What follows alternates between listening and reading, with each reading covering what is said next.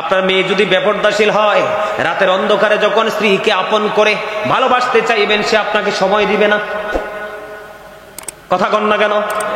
আল্লাহর হাবিব বলেছেন, যেই পুরুষ যেই নারী স্বামী ডাকার পরও তাকে ধরা দিল না, তার কাছে ভালোবাসার ভাগ দিল না, মুখটা অন্যদিকে ঘুরাইলো, স্বামী সারাটা রাত কষ্ট পাইল, লানতের ফেরেশতা সকাল থেকে রাত থেকে সকাল পর্যন্ত তাকে লানত দিতে থাকে। নাউজুবিল্লাহ।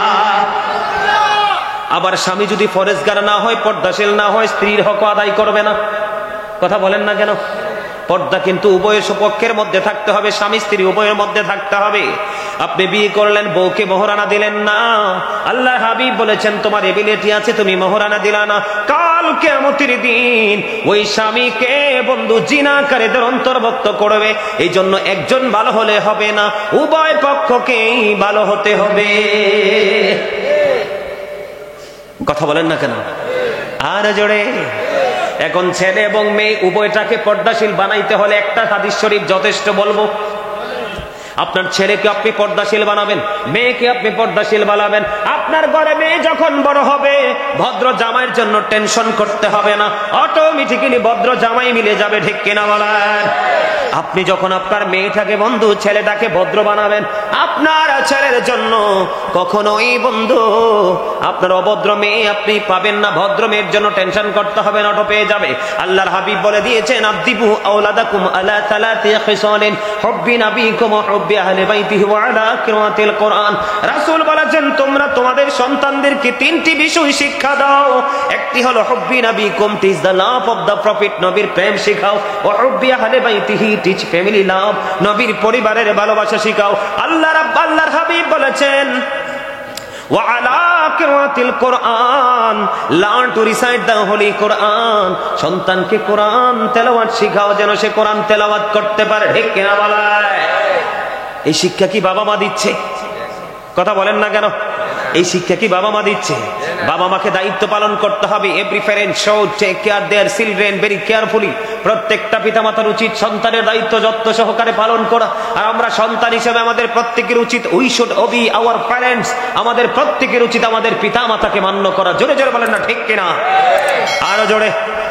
আর পিতামাতাকে ফলো করতে হবে কাকে? কথা বলে না। আল্লাহর প্রিয় হাবিবকে। কাকে? কথা বলেন না কেন? নবীজিকে। কাকে? আর জোরে। আমি বলছি না আল্লাহ। আল্লাহ রাব্বুল আলামিন এক্সাম্পল দিব মাঝখান দিয়ে, ছোট্ট একটা এক্সাম্পল। ইহুদি খ্রিস্টানদের ধর্মগ্রন্থের নাম হলো দা ওল্ড ও নিউ টেস্টামেন্ট। এটার মধ্যে ওরা বক্তব্য দিয়েছে, he that loveth not knoweth not God, for God is love। যেজন প্রেম করে না সেজন আল্লাহকে জানে না, for God is love। আল্লাহ রাব্বুল আলামিন সঙ্গে সঙ্গে জানিয়ে দিলেন, নো ডোন্ট অ্যাকসেপ্টেবল। আল্লাহ রাব্বুল আলামিন এটা গ্রহণ করলেন না।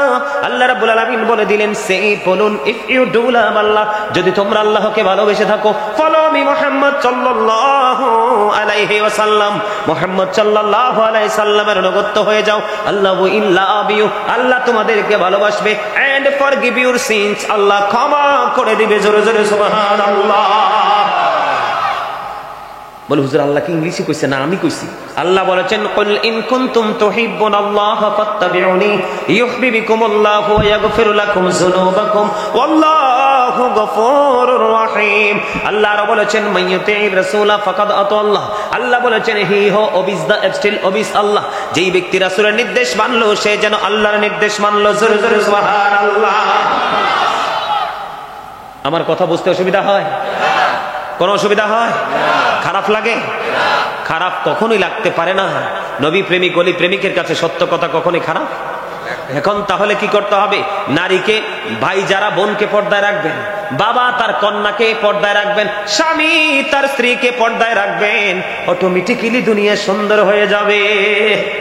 এখনকার ছেলেরা কি বেশি দুষ্ট না ভালো? কথা কন না কেন? দুষ্ট না ভালো? আরো জোরে। আপনি লাগাইছেন তেঁতুলের বিচি, কয়দিন পরে চাইয়া দেখেন গাছ উঠছে, গাছ বড় হইছে, তেঁতুল ধরছে, পাইকা পড়ছে, কামড় দিয়ে দেখেন টক, এত টক, চুল সব দাঁড়াই গেছে। এখন তেঁতুল গাছের নিচে বৈশা বসে যদি কোন আল্লাহ রে, আমি তো ভাবছিলাম ল্যাংরা আম ধরবো। ঠিক না? আপনি মিস্টেক শুরুতেই করেছেন। কোথায়? ফার্স্ট টাইমে আপনার মিস্টেক হয়েছে, ঠিক কিনা বলে? আপনি যদি তেঁতুলের বিচি যদি উর্বর মাটিতে পুঁতে না দিয়ে একটু কষ্ট করে যদি একটা ল্যাংরাম চিবি চিবি খেয়ে পছন্দের জায়গায় যদি পুঁতি দিতেন, আমের চারা উঠতো, বড় হতো, আম ধরতো, এত মজা, আপনি খাইতেন, অন্য খাইতো, খাইয়া মানুষের কলিজা ঠান্ডা হইতো, আর আপনার জন্য সৎকার সব অটোমেটিক্যালি আপনার আমল নামায় ঢুকতে থাকতো, ঠিক কিনা বলা? মনে রাখবেন, তেঁতুল সবার পছন্দ নয়। মাথা একটু গরম লাগলে, খারাপ লাগলে, টেনশন লাগলে তেঁতুল। আম কিন্তু কন্টিনিউয়াসলি প্রত্যেকটা মানুষের ফেভারিট ফুড। কথা বলেন না কেন? বুঝতে অসুবিধা হয়। এই জন্য বন্ধু, নষ্ট ছেলে সবাই বানাতে পারে, কিন্তু ভদ্র ছেলে, সভ্য ছেলে, আল্লাহওয়ালা ছেলে বানানো সম্ভব নয় সবার পক্ষে। যার যেই পিতা মাতার কন্ট্রোলিং আছে, নম্রতা আছে, ভদ্রতা আছে, সভ্যতা আছে, সুশৃঙ্খলতা আছে, তাদের ওদর থেকে আসে বন্ধু। যেমন তেঁতুলের দানা লাগাইছেন, তেঁতুল গাছ হয়েছে, ঠিক কিনা বলেন? বাবা মা ভালো হয়ে যাবে, সন্তান বন্ধু পর্দাশীল হয়ে যাবে। এখানে গুরুত্বপূর্ণ ভূমিকা বাবা মাকে রাখতে হবে। আরো জোরে বলেন না, ঠিক কিনা? আরো জোরে। আমার কথা বুঝতে অসুবিধা হয়? তাহলে পর্দার দরকার আছে না নাই? নারীর জন্য, পুরুষের জন্য পর্দা উভয়ের জন্য ফরজ। যুবক, তোমরা পুরুষরা পর্দা করবে, নারীদেরকে পর্দা করবে, এটাই হলো ইসলামের আইন। তাহলে তোমার জীবনটা ধন্য হয়ে যাবে। এদিকে তাকান, যাদের অন্তরে আল্লাহর ভয় আছে, নবীর প্রেম আছে, কবরে যাওয়ার চিন্তা আছে, তাদের পক্ষেই বন্ধু হেদায়াত সম্ভব। আল্লাহ বলেছেন, আল্লাযীনা আমানু, যারা ঈমান এনেছে, ওয়া কানু ইয়াত্তাকুন, তাকওয়া অবলম্বন করেছে, লাহুমুল বুশরা, তাদের জন্য সুসংবাদ, ফিল হায়াতিদ দুনিয়া, দুনিয়ার জীবনে, ফিল আখিরা, এবং পরকালের জীবনে। জোরে জোরে বলেন না সুবহানাল্লাহ। আর পর্দার ওয়াজ করবো না, করলে লম্বা সময় করতে হবে। আমি আগেই বলেছি, টপিক আকারে আলোচনা হবে। এখন যাব বন্ধু, বান্দার হক মানুষ কেমন করে নষ্ট করে, সেই দিকে। আমার দিকে যাবেন কিনা? থাকবেন কিনা? আরো জোরে। দেহ দিয়ে না মন দিয়া? আরে না, হইছে না উত্তর। দেহ এবং মন দুইটা দিয়ে। আমরা দেহ না থাকলে মন থাকবো কই? ঠিক কিনা বলেন? খাঁচা না থাকলে পাখি রাখার জায়গা আছে? হ্যাঁ, দুইটাই। দেহ এবং আত্মা মিলে যেমন মানুষ, আপনার দেহ এবং আত্মার মনোযোগ মিলেই কিন্তু সফলতা, ঠিক কিনা বলেন? আপনারা একটু সামনের দিকে আসবেন, আরো জোরে বলেন। আপনাদের মাঝে মাঝে একটা ফাঁকা আছে, ফাঁকা জায়গায় শয়তান বসে, আপনাদের কেউ কেউ মাঝে মাঝে একটু কোরামুড়ি দেয়, ঠিক কিনা বলেন? একটু সামনের দিকে বইয়েন না। মনু মুরদারে চললেইও, হ্যাঁ মুই ওর বড় কষ্ট হইলে চললেইছি, ঠিক কিনা বলে? ওয়াজ বলে পছন্দ হয় না, নেমে যেতাম নি। হ্যাঁ হ্যাঁ, পছন্দ হয়েছে? হ্যাঁ, আলহামদুলিল্লাহ। তোমরা যুবকরা যারা বসছো, তোমাদের জন্য তো আরো গুড নিউজ আছে, জানো? স্যারেরও আমার পছন্দ হয়েছে, কারণ হাসি খুশি লোক তো দেখছি, হাসি খুশি। এইসব মানুষ হার্টের রোগ হয় না, যেটি সবসময় এমনি থাকে। এগুলো দেখবেন আগামী সপ্তাহে শুনবেন যে হি ইজ ডেড। কারণ কি কয়? হার্ট। এটা কারণ যেই মানুষ বেশি হাসি, বেশি কোলাহল পরিবেশে থাকে, আল্লাহর জিকির বেশি করে, জিকির ইজ দ্য হার্ট মেডিসিন। জিকির হলো হার্টের ঔষধ। জিকির কি? হার্টের ঔষধ। এই জন্য গোমরা মুখে থাকবেন না। আজকে আমি আপনাদেরকে এক্সাম্পল দিলাম। কি দিলাম? গোমরা মুখে থাকবেন না, মানুষের সাথে মিশবেন, কথা বলবেন। বলে হুজুর কেমন করে মিশবো? সে তো সুযোগ দেয় না।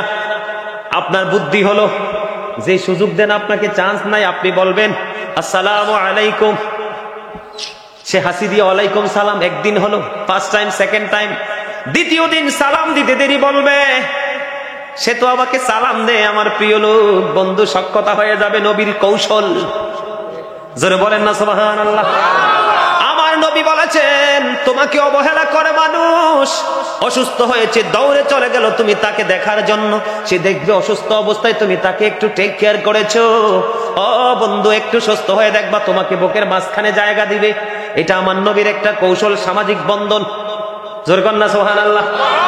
মানুষ যখন মারা যাবে, তুমি ঘরে ভাব নিয়ে বসো না, তার জানাজা অংশগ্রহণ করবা। সমাজের ছোট বড়, ধনী গরিব, শিক্ষিত অশিক্ষিত, সবার সাথে তোমার মিলন হবে। তখন সামাজিক সখ্যতা বন্ধন গড়ে উঠবে।